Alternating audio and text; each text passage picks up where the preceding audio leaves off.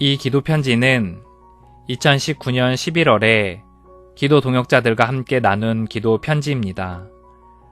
기도 편지의 형식과 또 내용에 있어 참조하시도록 올려보았습니다.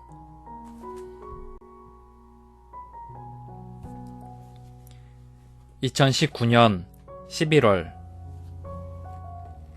교회 개척 기도 편지. 안녕하세요. 반갑습니다.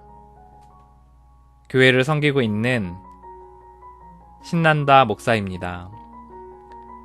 사역 보고를 드리고 기도 제목도 나누고자 소식을 전하게 되었습니다. 오늘의 소식지는 애초의 계획, 진행 과정 및 평가, 앞으로의 계획 순으로 나누도록 하겠습니다. 최초의 계획. 저희 교회는 2017년 12월에 처음 시작하였습니다. 애초에 저희가 정한 대상은 나름 분명하다고 생각했습니다. 삶을 사는데 버거워서 누군가에게 도움을 받고자 하는 사람들이었습니다. 우리는 이런 이들을 흔히 주변에서 볼 수 있고 그런 이들을 위한 공동체가 하나쯤 있으면 좋겠다는 생각이 들었습니다. 그들을 돕기 위한 방법으로는 평일에 자신의 속 이야기를 나눌 수 있는 회복 모임과 주일 예배를 세팅하였습니다. 또한 1대1 성경 공부와 기도 모임을 통해서 사람들을 돕는 방식을 채택했습니다.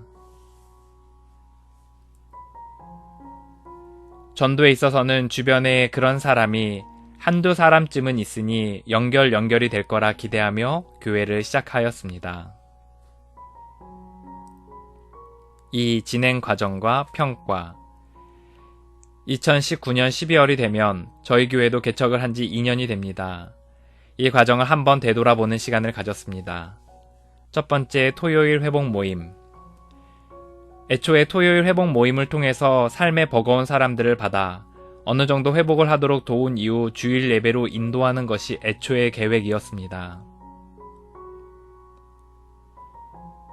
그러기에 우리는 초창기에 이 회복 모임의 양과 질에 많은 노력을 할애했습니다. 삶의 어려운 문제에서 회복 중인 여러 사람들을 초청해서 들었습니다.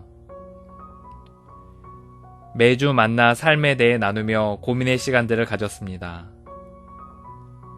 1년에 2번씩 외부로 야외 모임도 가서 삶을 누리는 시간도 가졌습니다.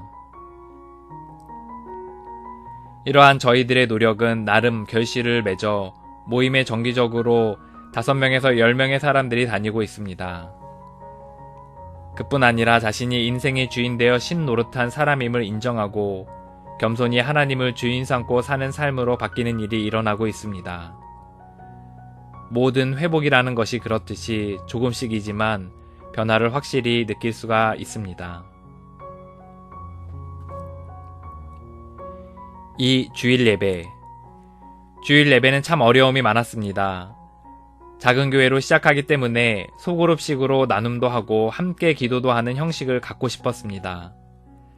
하지만 방문객도 있고 초창기에 멤버들의 고정관념도 있고 해서 기존의 예배 형식대로 인도자가 주관하고 청중은 주로 듣는 형식을 띠는 전통적인 예배 형식을 취했습니다. 시간이 지나면서 예배 참여 인원이 고정되고 또 형식이 중요한 건 아니라는 확신 가운데 소그룹으로 둘러앉아 나눔도 하고 찬양도 하고 기도도 하는 소그룹 예배 형식을 취했습니다. 늘 어려웠던 건 저희 자녀들인데 몇몇 예배에 참석하던 교회학교 아이들은 고정적이지 않았던 반면에 저희 아이들은 고정적으로 예배를 다니고 있습니다. 그런데 어른들 위주의 예배로 인해 메시지가 잘 들리지 않고 적용을 어려워하는 시간을 가졌습니다.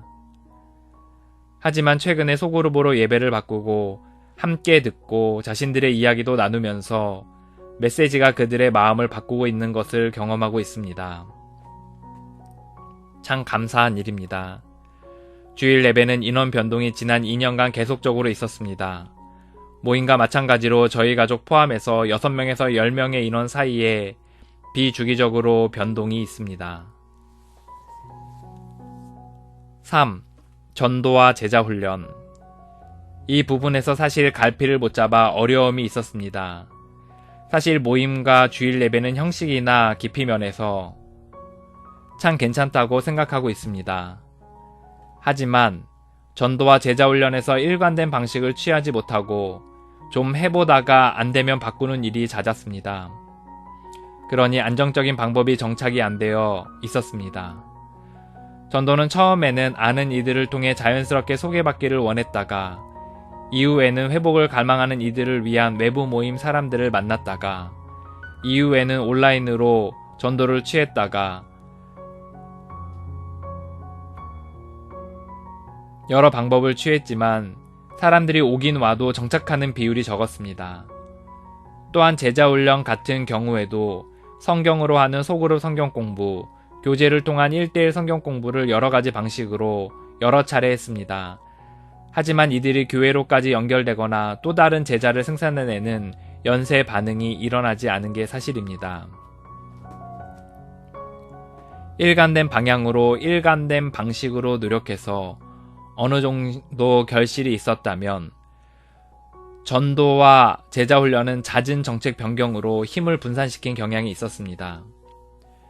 전도와 제자훈련에 있어서 일관된 방향으로 일관된 방식으로 꾸준히 노력하는 게 중요하다는 걸 배운 시간이었습니다. 3. 평가의 기초 위에 앞으로의 계획. 1. 깊은 기도 위에 정책 결정. 교회를 개척한 후 2년간 느낀 건 인간사 어느 것 하나 그러지 않은 게 없지만 개척도 인간의 힘으로 하는 게 아니라는 걸 철저히 깨달았습니다. 완전히 손을 놓고 항복한 상태에서 겸손히 기도하며 그분의 인도하심을 따라가는 게 중요하다는 걸 깨달았습니다. 앞으로는 어떤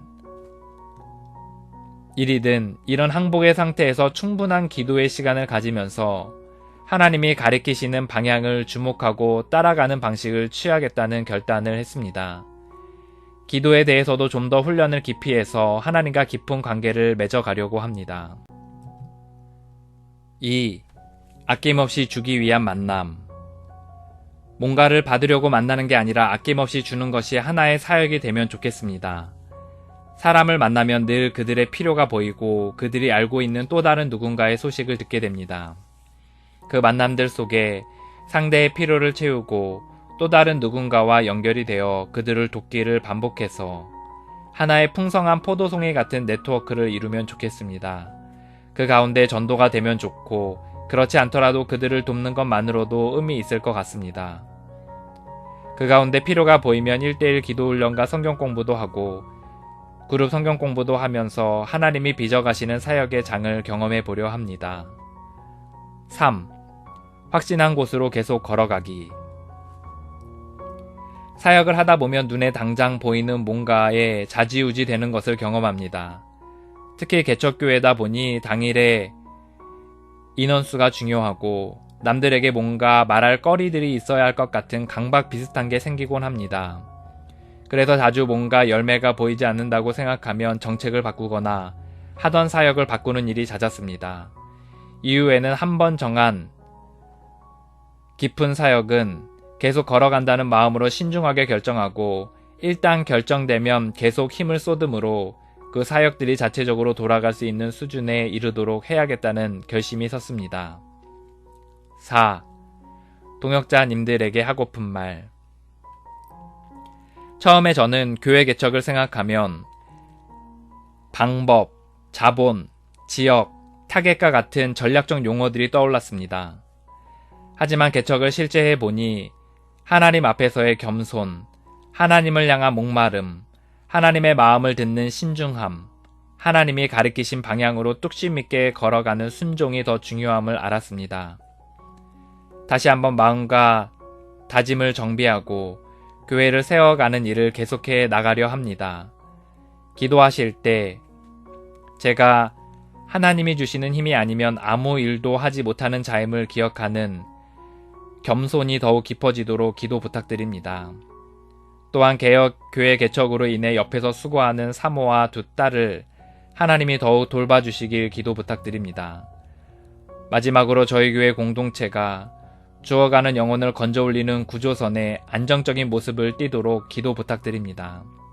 저희도 동역자님들의 삶과 사역을 위해 기도하겠습니다. 다음 소식을 나눌 때까지 평안하십시오.